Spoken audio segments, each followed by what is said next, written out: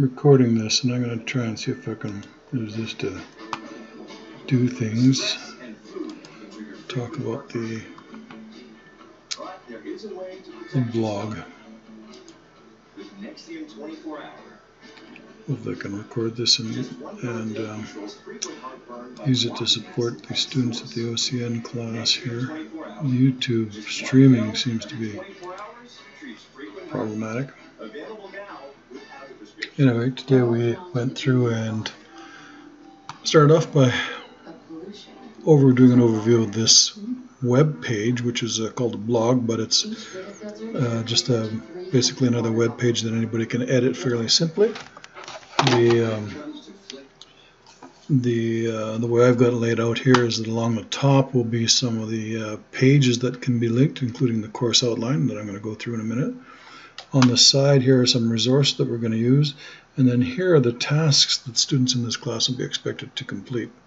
So every day I'll be putting a new task on here so that you can see what happens. Also every day I'm going to be creating a new page here, a new post with a new agenda item. So today we did what you just saw there, and you'll have a link to that. Now on the second day, you'll see day 2, and the agenda for today is going to be creating portfolios.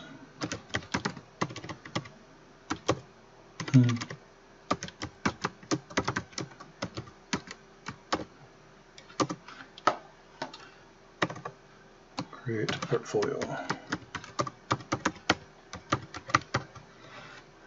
And you'll see that I will then publish this page.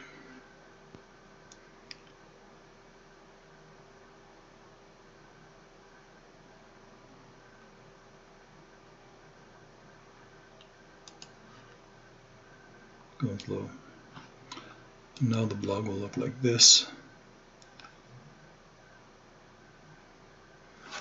Yeah, so blogs come in reverse chronological order. The oldest posts are on the bottom, the latest posts are on the top. Pages work a little bit differently. Okay, now I'm going to add the link here to the portfolio instructions.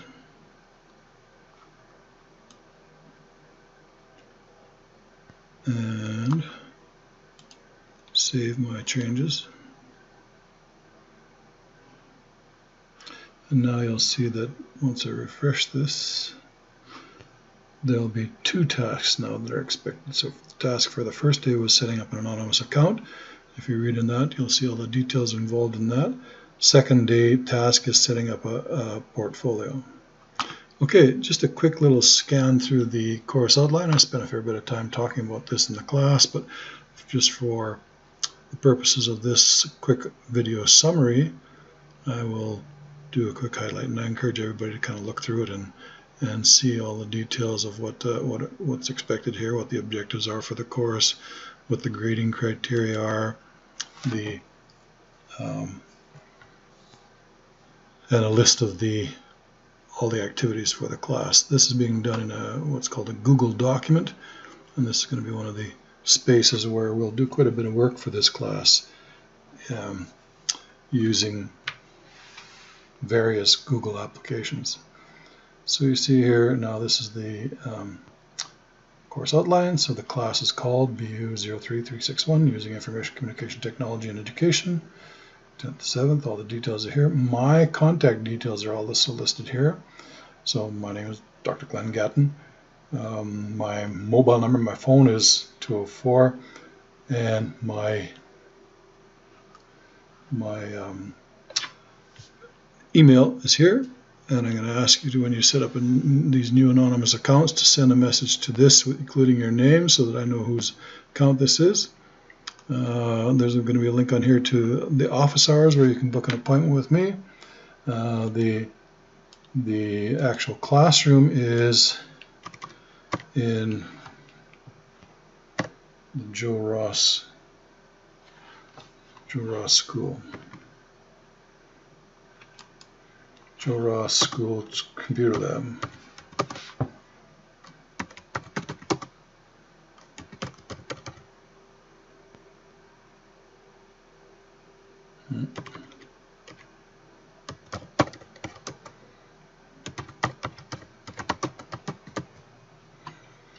Okay, and then the course outline, and the course description. Again, it's designed to prepare teachers in training for using the internet, computers and the internet, to teach the Manitoba curriculum, and also to develop their capacity to learn as well, which in turn they'll be expected to pass on to their students. So each one of these tasks now, these are the course outline, the course objectives. So defining some concepts related to computers and computer networks, developing your own philosophy of education, figuring out how to use the Manitoba curriculum and integrating it with the ICT continuum curriculum, developing some professional capacities around the use of ICT, including using technologies for assessment, evaluation, productivity, professional practice, using it in a thoughtful, critical manner, fearless, but developing the capacity to use this.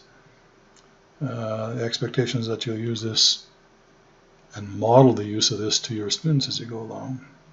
We had a discussion of things like Web 2.0, using search techniques, the importance of online presence. When we're talking about search techniques, we described this as the internet as a big fire hose of information, such a big flow that you can't really quench your thirst at it, you can't get a sip of it. So we've developed tools that let us tap into this huge flow. And of course, that's part of the objective of this course, is to learn how to use those tools so that we can tap into that huge flow. We'll have to discuss some of the issues. Online presence and an online identity are big issues. Developing a professional identity, discussing things like ethical and cultural issues, legal issues, online safety, cyberbullying. All these are topics that need to be discussed and need to understand what the issues are around all of those, be able to discuss them appropriately. Describe and demonstrate ICT applications and practices, including creativity and productivity applications. Graphic organizers. I spent a bit of time talking about the graphic organizer that we'll use for this course, which is a thing called MindMeister.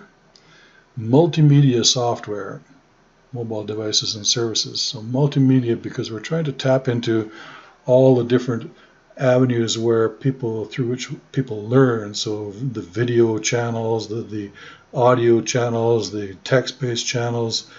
People learn through all sorts of different modes, and with multimedia you can really amplify or multiply the effect of your activity using ICT. And I just want to talk about some of the things that we'll be doing, creating well-designed, effective digital presentations. And then demonstrate the effective use of ICT to support your own personal learning in this class and outside. No text for the course. Do expect you to have a laptop, multimedia-enabled laptop with a headset, with a set of earphones at least. Most of the computers, laptops these days have microphones built into them and speakers. But when we're doing audio work in the class, we'll need to have earphones so that's not interfering with other people. Tablets and phones are okay, they're useful, you can bring them along, but really most of the work will be done on a laptop, and those are essential for professional teachers. The full-scale operating systems at issue here, whether that's Macintosh operating system or Windows operating system, probably around most of the schools in Manitoba, northern Manitoba in particular. Most of the computers you're going to come across in the labs are going to be all Windows-based. So that's the thing to use. And a link here back to the blog that I introduced to start, where we found this link in the first place. The tasks that you're going to complete during this course are, I'm having trouble keeping this from rolling along. So, as I mentioned, developing an online professional presence, learning how to use the internet safely and confidently, fearlessly, establishing a personal e-portfolio, and posting daily descriptive and reflective entries related to the course topics and activities. So descriptive, I sort of expect you to use the blog as a place to keep notes for the class. But then I expect you to go back to each post that you create, each daily post that you create, and reflect on it, discuss it in about a paragraph or so on the blog post about what you learned today. How would you use it? Do you see it as being of value? What's the potential for use you see from your personal perspective? So this is what we know about learning, is that if you describe things and just write them down, like take notes, well, that helps with anchoring your learning. But what really helps with anchoring learning is when you reflect on your learning, when you think about what you've learned. Metacognition, it's called. But anyway, so that's one of the things that I can expect of the entries into the daily entries in the blog post. We'll figure out how to use online applications to collect and sort and share resources. So how to tap into this fire hose of information. We're going to create 4 different lessons. One using collaborative software, one using podcasting, so creating audio files that can be used. We're going to use Google Maps, and we're going to use digital video. And then we're also going to create a web-based presentation. So that's like a PowerPoint presentation, but with digital audio narration and a limit of 20 seconds of narration for each of 20 slides. So this is called the Pakuchka, but I'll describe that in more detail. And then using voice over internet protocol, telephony, associated video conferencing, and text messaging. This is what I'm describing here as Skype, which is a very popular, powerful tool. Okay, and we talked about the course grade evaluations. So that daily portfolio, the e-portfolio that I talked about, 40%. The lesson planning that I described, 40%. And then finally this web presentation, 20%. Yeah, I hope everybody gets a 100 in this, and I'm happy to hand out all hundreds. I'm also not scared to hand out Fs by any means, so the work's got to be there. I assess things on a rubric, which is kind of like a scale. In this case, I've got a very simple scale to start with. 1, first of all, is there anything there? So for the blog post, if you miss a day, well, you don't get marks for that. If there's something there, then I ask myself, well, does it look like this person actually was paying attention and looked at this thing again?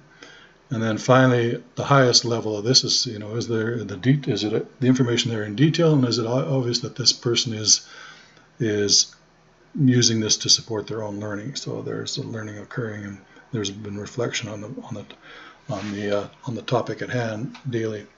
So those are the 3 things: basic, advanced, and professional. 1, 2, and 3. It sort of works out to a grade for each day's activity. So grade equivalencies. Much of this stuff now is all sort of boilerplate that comes from Brandon University course outlines. You'll have seen this many times before. Proposed class schedule, meet Monday to Thursday, 3 hours, but 2.5. We'll have a coffee break in there at some point.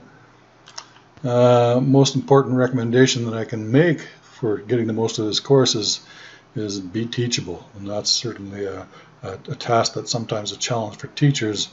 Once they get there in the business, they become unteachable. So I shouldn't say that as a blanket statement, but often that's something that teachers have to learn to overcome.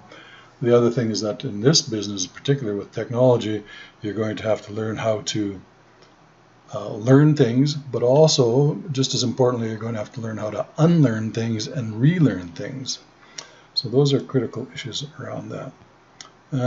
Yeah, everybody's professional here. The attendance policies, I won't review them, but you can finish looking at this course outline as you go along. So that's the course outline. Let me go back now and just briefly talk about the activity, the first activity I introduced, which was to set up an anonymous account. And I've described that in fair detail here in the task called Anonymous Accounts. Click on that, you'll see. So these are the things that I want you to be able to do. I want you to be able to use, as I said before, use the internet confidently but securely, safely. So there's strategies that we can use to do that. One of them is by using aliases or anonymous accounts. Don't connect it to anything about yourself personally. so that you can use it and experiment and explore with it without having to worry about having your personal information exposed. So we're going to set up Google accounts, starting with a Gmail account, which is probably the most common starting point.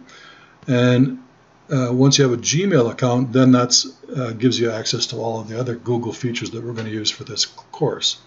So I want you to set up a Gmail account. Just go to Gmail, Google Gmail, and say create an account. And I want you to create an account that kind of looks like this, that has no personal information whatsoever. It's completely abstract and completely random here, so that nobody could look at this and say that belongs to him or her, or even if this belongs to a woman or a man or who it is. I want to make sure that this is, and one of the ways to test to make sure this is certainly completely random is to take this and do a Google search of this term. And if it comes up no results for a Google search, that's good. That's what you want. So we're trying to avoid having something that Google can get its little searchy fingers into. So once you've set that up, and I'm only going to accept connections from accounts that are set up this way, that are completely anonymous, completely random, and completely abstract. If you use a fancy term like truck driver or horse rider or something, like anything that's a real word, I won't accept it. I'll turn it back to you and get you to send me something else. So once you've got a good account set up and you're in business, you're going to compose an email and send it to me. So you're going to send it to me at this email address from your new account. And then put your name in the subject of the message, not the body of the message, not the subject of the message, but put it in the body of the message, because I need to know whose account this is. So, and then, yeah, as I said, send it to me and we're in business. So that's what we accomplished sort of the first day. That's sort of the expectations that I had of people for the first day. I was hoping to be able to record this on a YouTube channel, but for some reason my YouTube channel got restricted, so I'm going to be stuck with this. Let's see if this is going to work in using my other alternate method here. So let's see. Okay, I'm going to stop recording.